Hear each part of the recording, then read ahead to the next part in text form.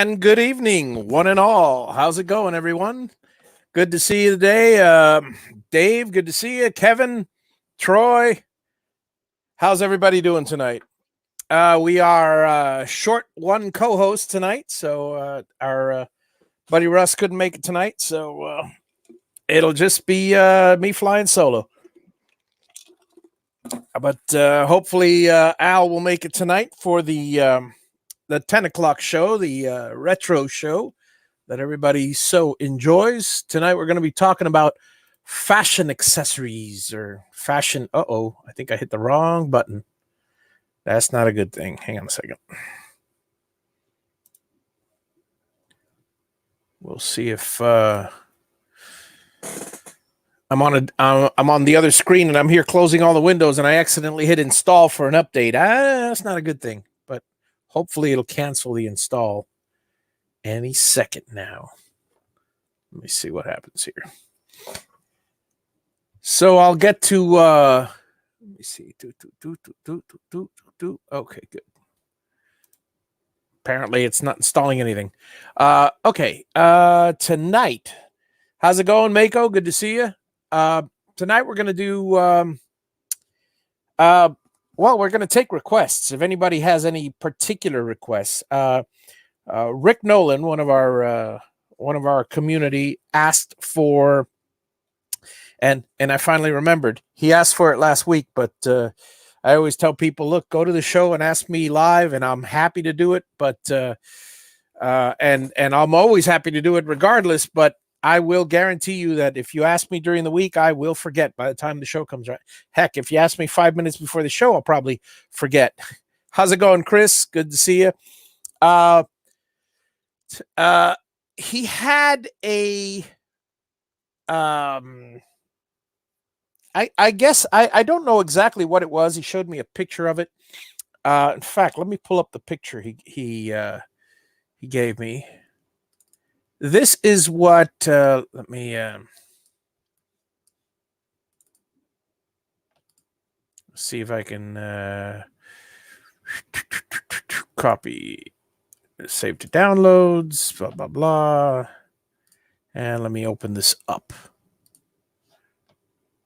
There we go. Okay. Let me share this picture with you guys. So this is what we are going to attempt to do today. And this is going to be a fairly easy thing. Hang on. Let me share the screen here. This is what we're looking at. It's yeah, I mean, you'd think it's pretty simple. It's just two pieces interwoven together, and we'll go ahead and we'll do that same exact thing today and show you techniques to join a couple of boards together. It's fairly simple, straightforward, but a lot of people don't there's offsets involved, and we want to make sure that that you guys can there's 2 or 3 different ways to go about this. So let's just go ahead and get right to it, shall we? Let's see here. All right, so share screen, and we're going to go to our hang on a second. To our Vectric screen. All right. Okay, folks. Let's see. You'll excuse me if I'm a little tired today because I spent a couple hours swapping out a starter on my mower. A whole funny story there. I'll share with you guys a little later.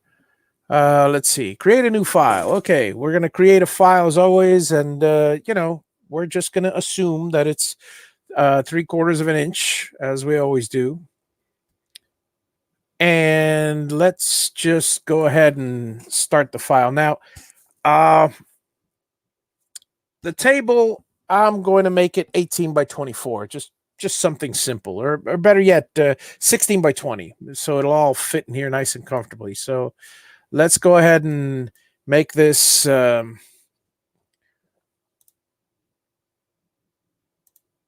16 wide, actually 20 wide by 16 high. 60s on Tuesday. That's going to be nice. It's going to be real nice. All right. And let's just go ahead and select the box and stick it dead center of the screen. There we go. All right. So zoom in, of course. All right. So this is pretty much our board, or rather a combination of two boards. And what we want to do is we want to draw a little zigzaggy thing in the middle. Now, there's many ways to do it, so let's just choose one. We will draw. What I like to do is, now let's go back to our.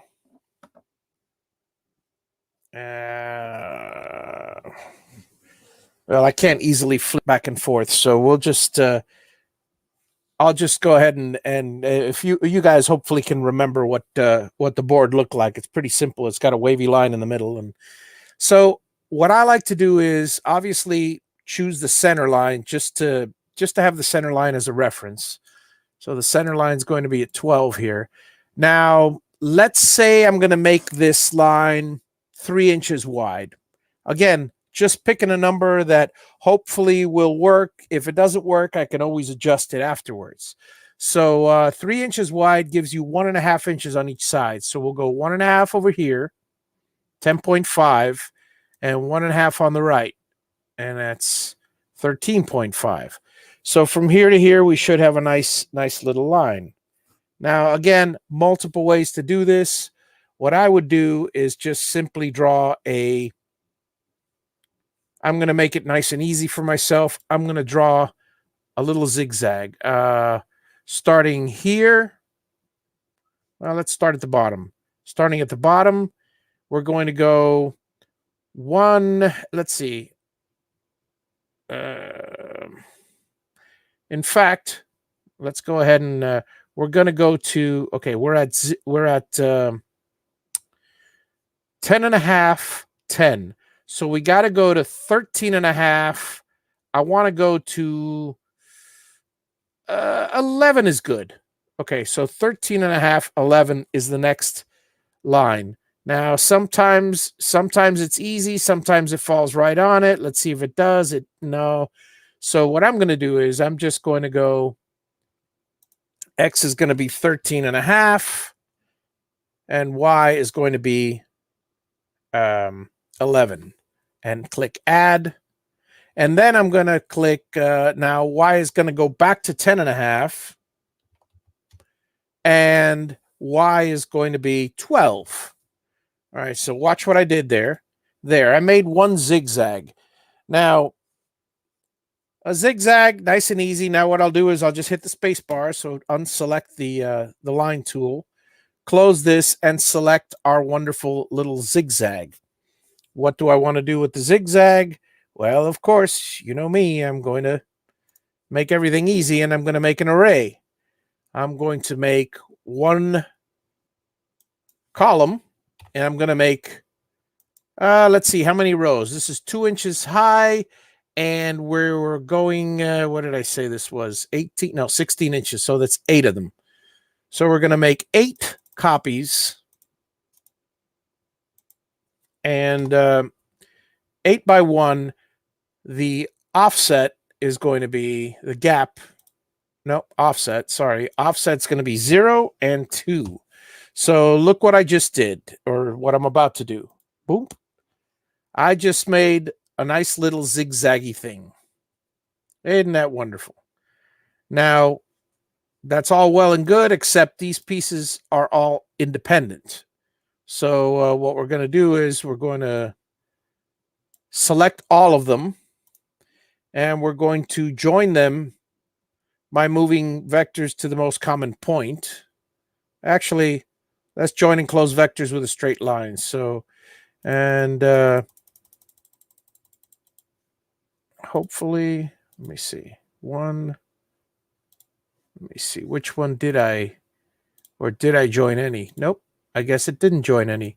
let's do it the other way. Let's go ahead and join the, actually, let's just grab these, grab two. We may have to do two at a time. So it just joined these two because, and then we'll grab these two. Join, grab these two, join. Where's my join? Grab the last two, join. Well, not the last two, because now we still have, we got this one and holding the shift key, this one, join. I mean, you could do it in any order you want. I'll hold the shift key again and join, hold the shift key again and join.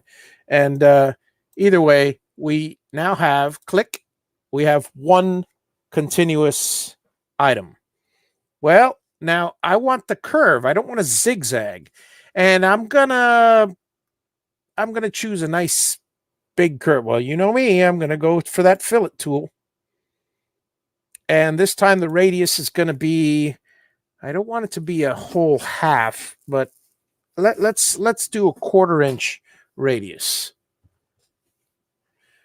So a 1/4 inch radius, and nope, that's ugly. Hang on, undo that. We did a dog bone by accident. We want a normal fillet.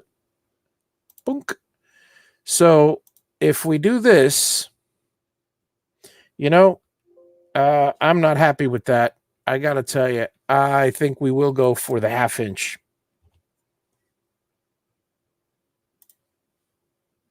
Let's see.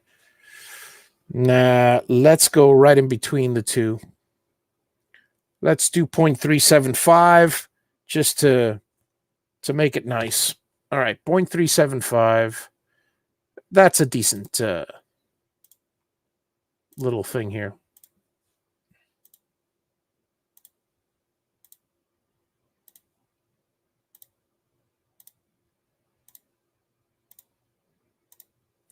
Now, what I should have done and what I will do now is Russ is out today, Mako. He's don't know where he is. He couldn't make it today, so he let me know he couldn't make it, and we're gonna go ahead and draw another line here, just for the sake of, okay, I draw a line from here to again, we want to go, this is going to be 13.527. So 13.527. Is that what I want? Yep, I guess that's what I want. All right, and then we're going to also do the same thing down here. I'm going to do another line from here down to 13.59. Add, bam. There we go. Yeah, because that's 11. That's 9. That's okay.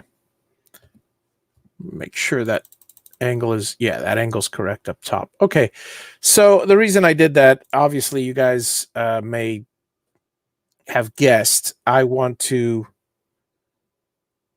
take the fillet tool that we have here, that we were using, and I'm going to hang on a second. There's a fillet. Oh yeah, I forgot to join them. Sorry, folks. Let's take this one and do a join it again. And of course, we join the top two as well. I hold the shift key and I click join with two pieces and only two, because if not, it really doesn't like it. And then we'll go back to the fillet tool. We'll click this little fillet tool there, and we'll click the fillet tool on the bottom. All right, so we can go ahead and take our scissors and cut this end off. So that's the reason I wanted to do that, is I wanted a nice smooth curve at the end, and if it just goes straight up, it's not going to curve anything. All right, so if you'll notice, we have a half a curve here, and we have a half a curve here. Now, if we were to rotate this, let's do the following. Let's take this. I'm going to duplicate this, copy to a new layer, to layer 2. I'm going to hide everything else. Well, no, I'm not going to hide it. Let me copy this to a new layer also. Copy to layer 2. All right, then I'm going to go to layer 2, make it active, hide layer 1. I just got a duplicate of everything because I'm just goofing around. What I want to do is I want to take this piece and then, all right, so I'm going to put a guide there. I'm going to put a guide here, and I'm going to put a guide here. Now I can get rid of this piece because I don't really need it because I have my guide. So this is what I was going to do. I'm going to take this piece and I'm going to add 3 lines. Again, many ways of doing this, folks. Here, right now, I just clicked on that corner, clicked on that corner. That's why I have the guides there. They'll snap to them, and it'll snap to that. So hopefully, now I'll take this piece, and again, go with this piece and join them. So hopefully we have, yep, make sure they're all closed. But yeah, they're all join open vectors, no open vectors. Okay, so we have our half thing here. Now I'm going to duplicate it, copy, paste, and I'm going to rotate it about the center. There's a couple ways to do it, is mirror or rotate, but now, and I'm doing this just to show you guys something. All right, so let's go ahead and rotate this. If we were to cut one of these out and then take it to and cut a second one out, that's not going to do us any good. And this is why. I mean, for those of you that already see it, I mean, you could, I mean, many of you can already see this, but okay, so let's go to the dead center here, which is, what is dead center? It should be 18. I can't, never mind. I can't do the dead center in this. Okay, forget this. Okay, so let's do the rotate. And we'll use coordinates, absolute coordinates, and the coordinates are going to be, what's the center of my page? It's going to be 12 to the right and 18. My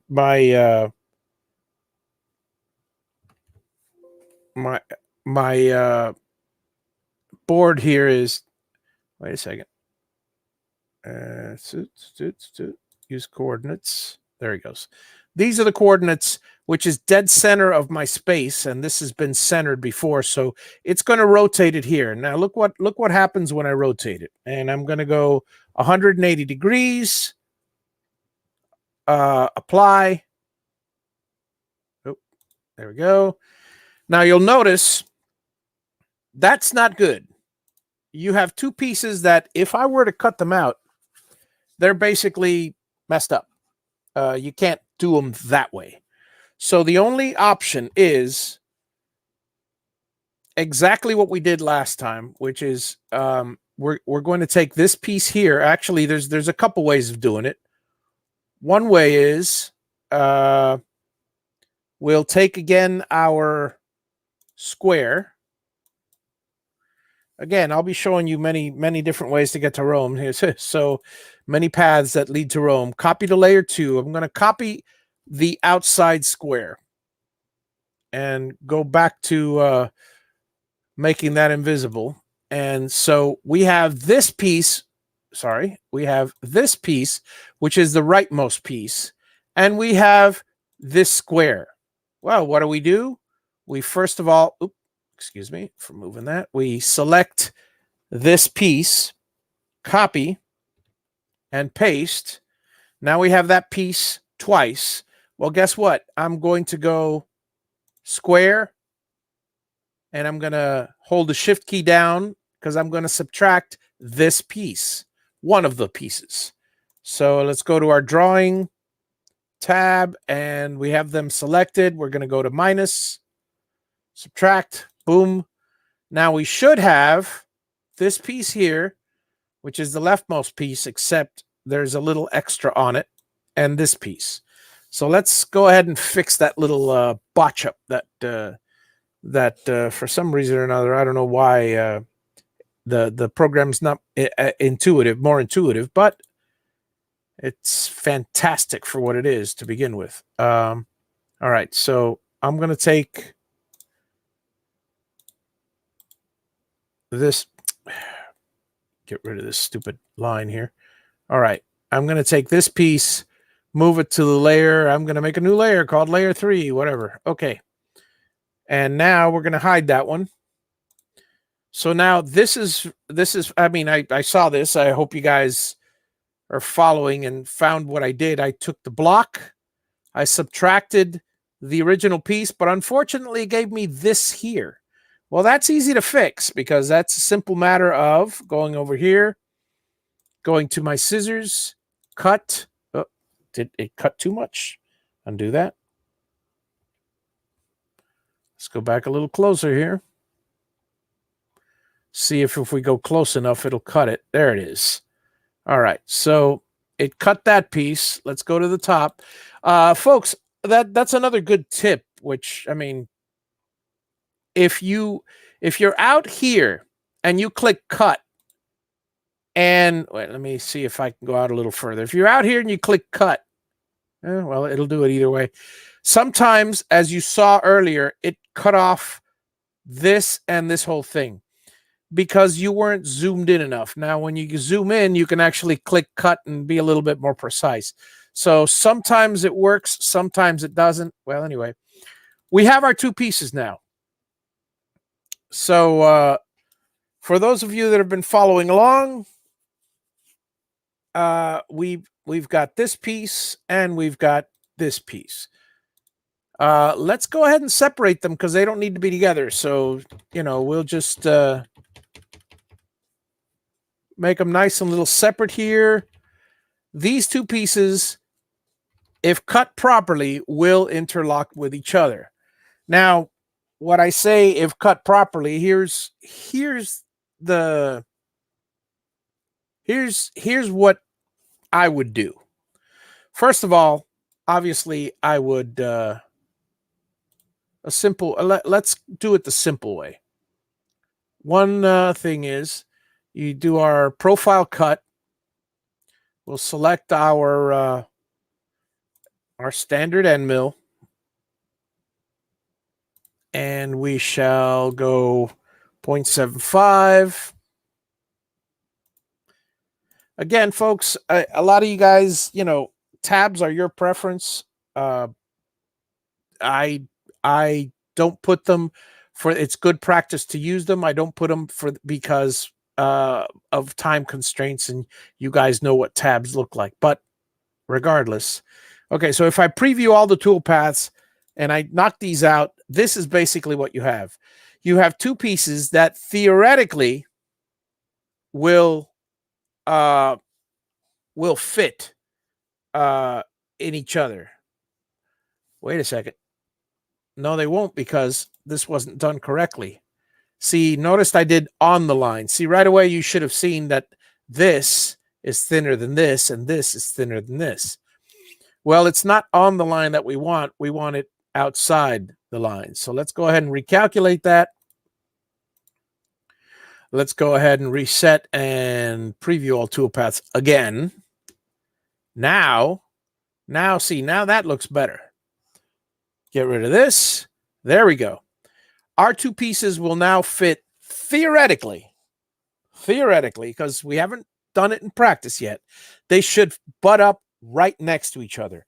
So if you cut one of these things, say you do this toolpath out of, actually just get two pieces and you can make two of them. One piece of walnut and one piece of maple, and you're going to make a nice, beautiful little tabletop. And now, as far as the joinery, I'm not going to comment on that. You can put biscuits wherever you want. You can do pocket screws from the bottom. You can put another board underneath and overlap it. You can do a rabbet on the bottom side and overlap a board. Bow ties. I don't care how you. I mean, there's a million ways to join these boards. That's the woodworker side of you. So I'm just here for the CNC design side of you. And now, here is one problem that we face. This will most likely not fit. And the reason why I say that is it will either be too thin or too thick. And there will be, you will need to adjust this. Now, I will say this. The way that I would adjust it is the following. Go over here to the allowance offset, and look what would happen if I put 1 inch. If I put 1, calculate, and now preview all toolpaths. Hang on a second. Reset preview. Preview all toolpaths. Let's see. Reset. Oh, it would help. Yeah. Did I calculate it? Yeah. Okay. Let's do a 1/4 inch. Sorry, that was a little too much. If we do a 1/4 inch offset, look what happens. All right. Let's reset preview. Preview all toolpaths. We have just made it larger by a 1/4 inch. Okay. So, and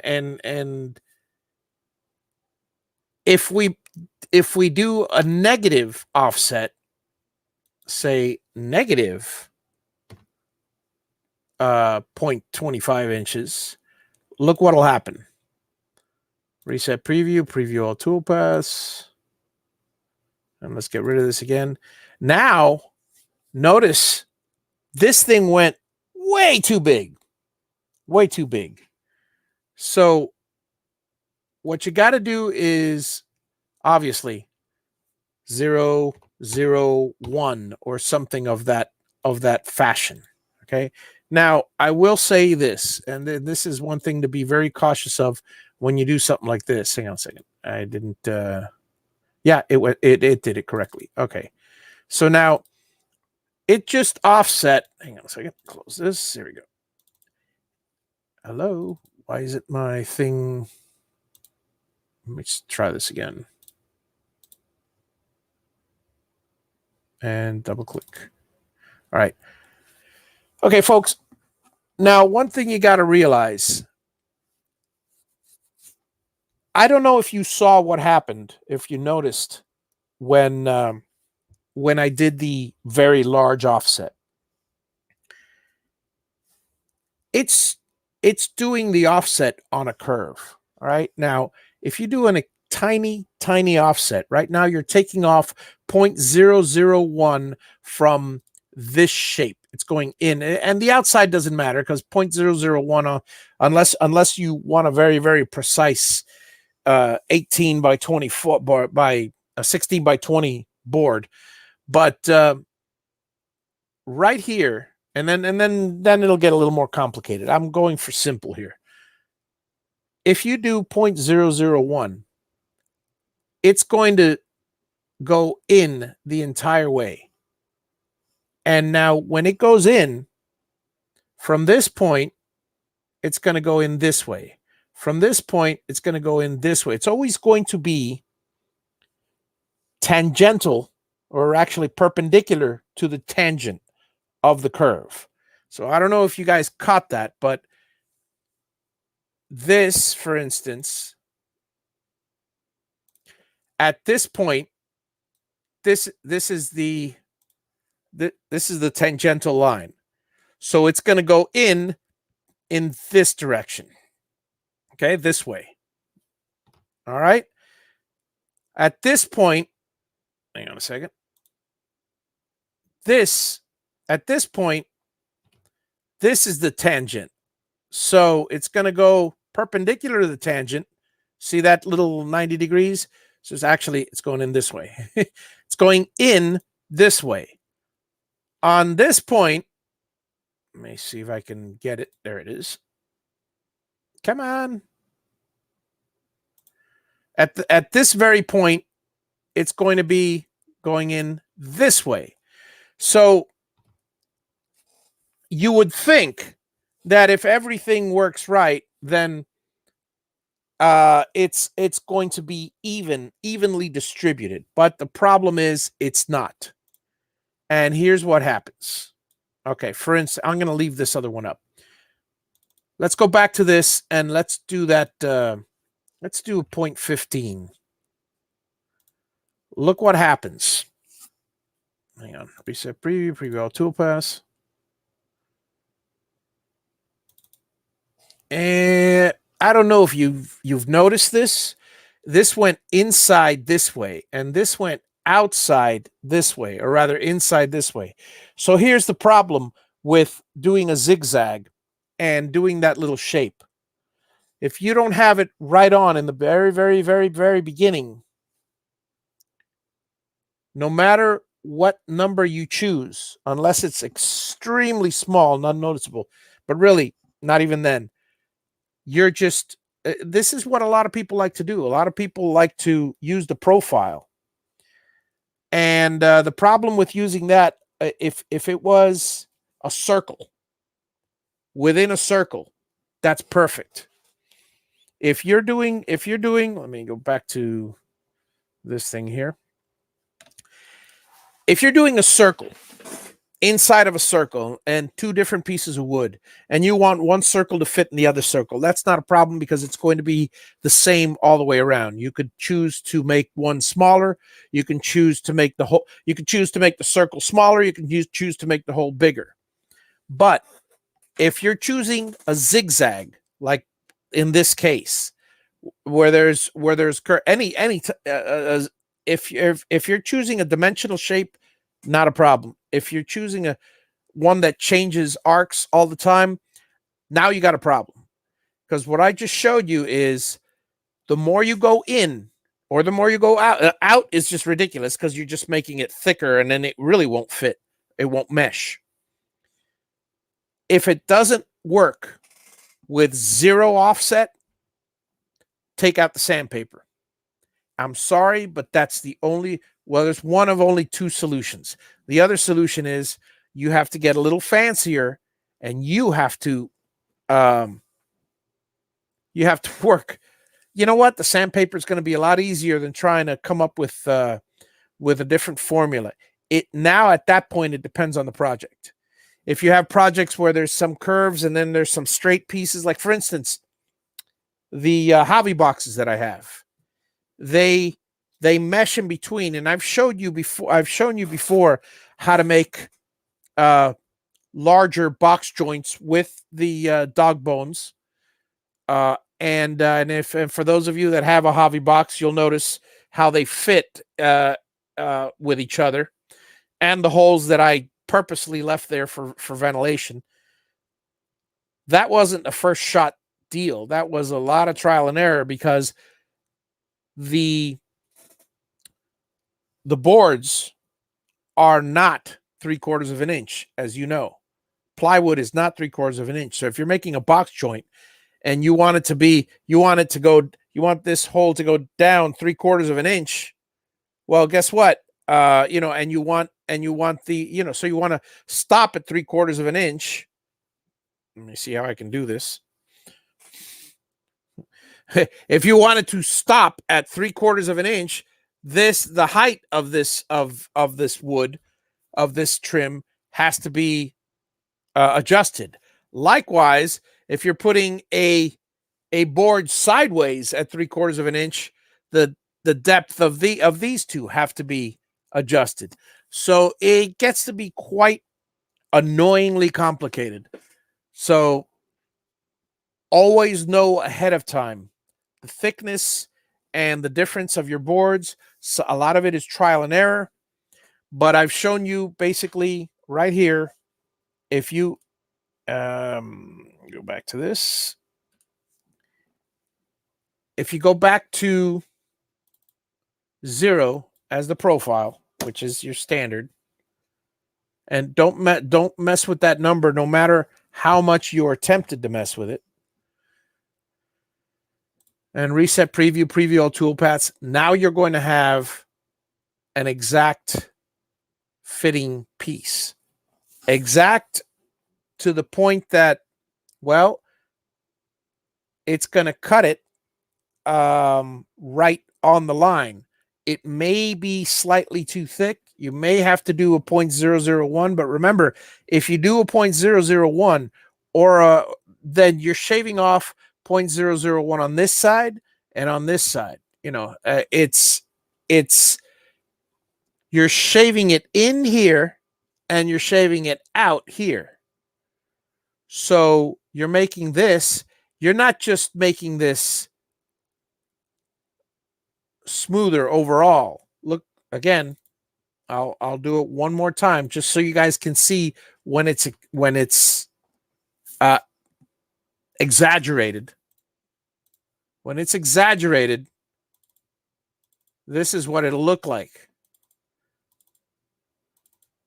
You are going in. Wait a second, I went the wrong way. Sorry, folks. It's a negative 25. I don't want to increase it. I want to make it thinner.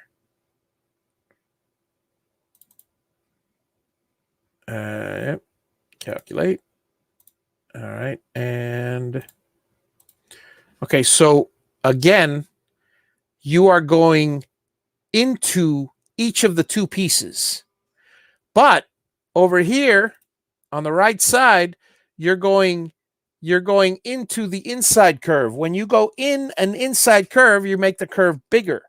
When you go in on an outside curve, you make it smaller or thinner.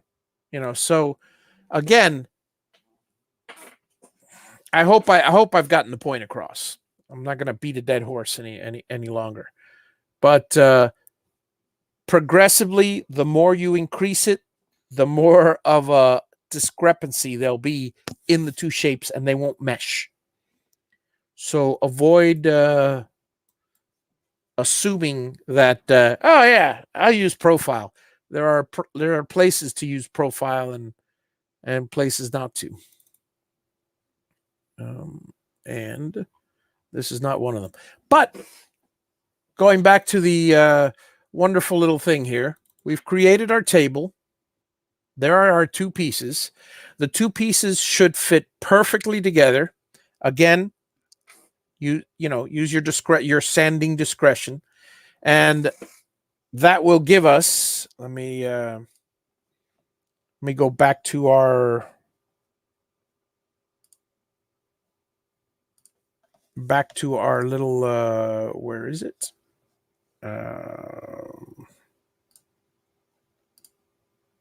There we go. So that's the table that we're looking at. Now, the table as you see it there, you hang on a second. Let me edit this thing. Hang on.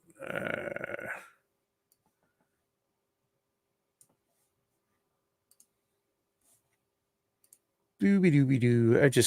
I get really annoyed because there we go.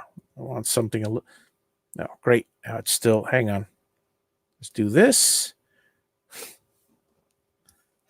There. I need you guys to, see it a little bigger. But anyway, so this is what we were trying to accomplish. One of the things you can do is if you don't want to use two different pieces of wood, you want to go the cheap route, which as these people clearly did. Take your pine, stain it dark. Take your pine, stain it natural, and there you go. You got your two pieces, and butt them up together. And I would actually, into the design of this table, I would probably put some recessed board where you can attach the legs to the board, and these two will glue onto the board. So not only will they glue nicely to each other, and then you just fill it in as best you can if there's any gaps, but they'll glue onto the board. Remember, clamps are your friends. So now questions. I mean, requests, guys. Any? Do you have any kind of request for me as far as anything you'd like to see me do? Um, Anything in the past? Anything? Throw out anything at me. I got 20 minutes. I got time to spare. And I got a nice cool Diet Coke. And while the requests are coming, I will I'll share with you a wonderful little story. Okay, so I was at the property a couple months ago, and no, actually last month I was there with my brother. Uh, back in uh, what month are we in? We're in early March, so early February, end of January. I was there.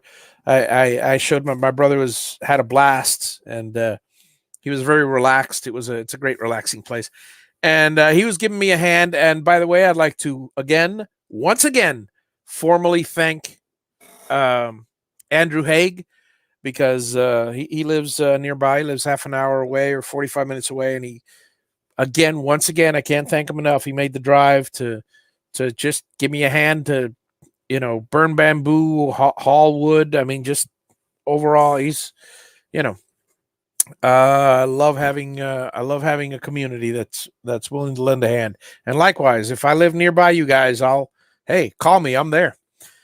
So what happens? I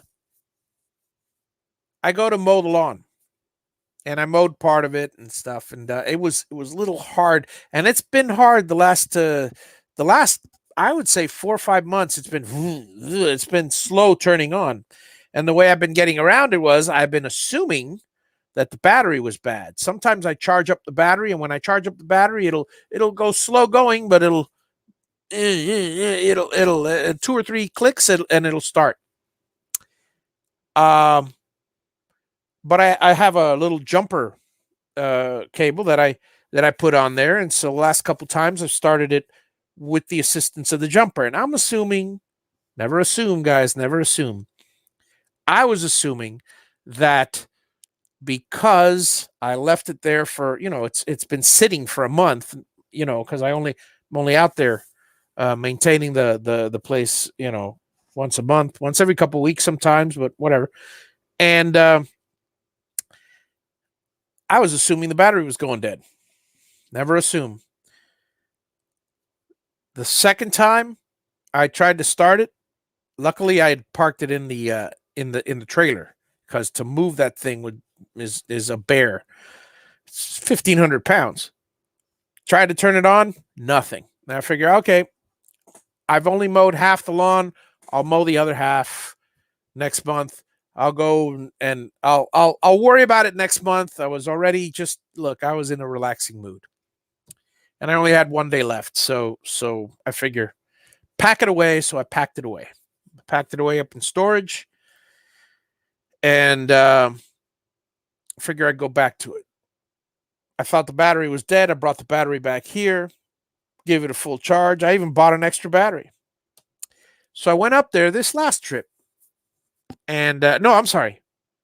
I went back with my brother to the warehouse just before I left, and I bought a brand new battery, put it on, nothing. That thing would not. It would go click, and it would barely. It would like. Imagine if you. I don't know. It's as if somebody took a screwdriver on the flywheel and just tapped it. That's what it felt like. Just the thing went. It just moved just slightly, and then tunk tunk tunk, and then pretty soon, it wouldn't crank. It wouldn't even go click anymore. So I'm fidgeting around with it, nothing. So I figured, let me fix it. So last week when I was there, I go over, put a screwdriver across the or a wrench, whatever, across the solenoid, figuring, let's see if it cranks on. Nothing. I mean, no, it went gunk gunk gunk again. That little tiny move, nothing. So I was afraid the motor might have been seized. I was afraid there was an issue with the transmission, because the belt is while the mower has a clutch on it and a PTO to connect the clutch, the belt for the hydrostatic, basically for the wheels, is on is connected to those pumps.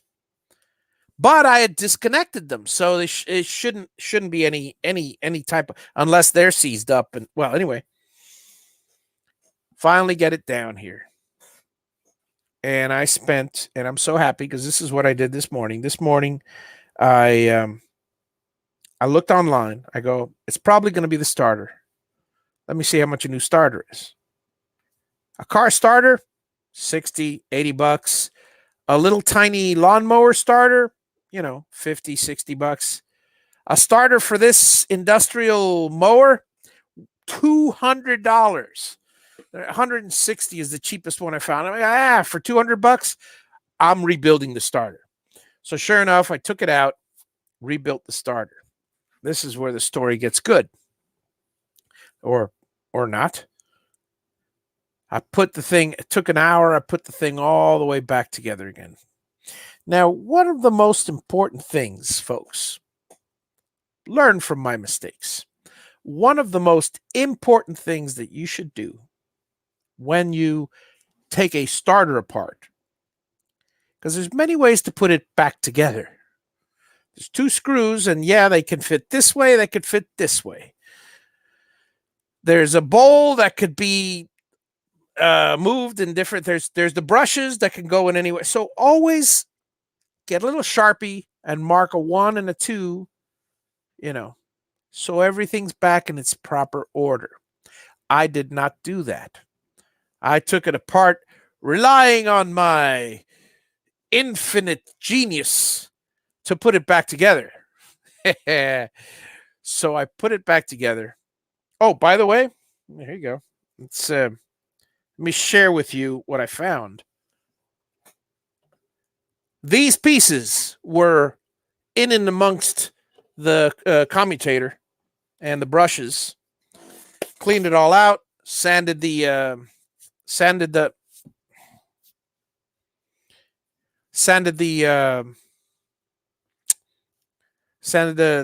commutator, and basically the armature was in perfect condition. I tested. I mean, it would look brand new on the inside. It didn't look really, except for the fact that it was really dirty and gunked up where the brushes hit it. The brushes were fantastic shape. Put it all back together. Put it in the mower. Again, another hour getting it in here. I had to take apart half the cowling just to get because the screw comes out easy, the two bolts. But to get them back in, I had to take off some more parts. Well, got it all back in. Got it all. Oh, I tested it. I put it on a battery. Boom. Okay, I put it back in. Put a new. It was only $7. I put a new solenoid. I go sit in it. I go to turn it on. Nothing. I hear the regular click of the solenoid, but nothing else. Tried a few more times. Oh man, what could it possibly be? And then the magic smoke. Yes, I let out the magic smoke, folks. All of a sudden, there was just this puff of smoke behind me. Oh man, what did I do? I messed something up bad. So I go to. I start looking around and seeing what did I do. There is definitely a short somewhere, and it's a big short because when I turned the key for 5 seconds, the smoke started. Battery was hot. Both cables were hot. Turns out that my wonderful little incident with the with putting it back together. Since I put it back together 180 degrees, I did not notice that when I bolted the thing back on, the battery cable that is attached to the starter basically got pushed up against the metal frame of the the motor, the engine. So needless to say, when I turned that key and it put 12 volts to that solenoid, thus bridging the gap between the battery and that cable, I basically had 340 amp lawnmower battery from the black wire to ground, and from the red wire through the solenoid to ground. Well, I took a little break for about 5-10 minutes, but after I saw it, I go, oh, I hope I didn't screw anything up. Long story short, didn't screw anything up. Took it. I took the two bolts, just turned it, put it back in, made sure everything was tight, make sure everything was sanded, put Alumalox, the dielectric grease on everything for protection. Let me tell you, I was so overjoyed. I sat in that chair and I turned it and it went, I mean, that thing cranked on full blast. I was ecstatic. Saved myself $250 charge for the Toro dealership. That's what they charge, plus $200 for the starter, plus they tell me that they have to change the solenoid and the battery as well. So there's another $150 extra. So the bottom line is I saved myself about $600 if I were to have gone with the dealer, which I wouldn't have. But I saved myself $200 in a new starter. I am ecstatic. I was very, very happy. So there's my story, folks. And since nobody's come up with any nobody's commented on any projects that they want, I'm going to end the show a bit early today. So you folks have a wonderful, wonderful evening. Join us later for the retro show. Tonight on the retro show, we're going to be talking about fads like those wonderful jeans of the 70s and 80s, and we're going to go with bell bottoms as well, because I'm going to throw in some of the 60s fads there. A lot of us are grew up in the 60s, and well, it's all memories. It's all a beautiful thing. So everybody have a good evening. Good night, Troy. I will see you guys all at 10 p.m. Same bat time, same bat channel. And for Al and I will be reminiscing about the old days, as we always do. Tonight's topic, fashion, or just the clothes we wear.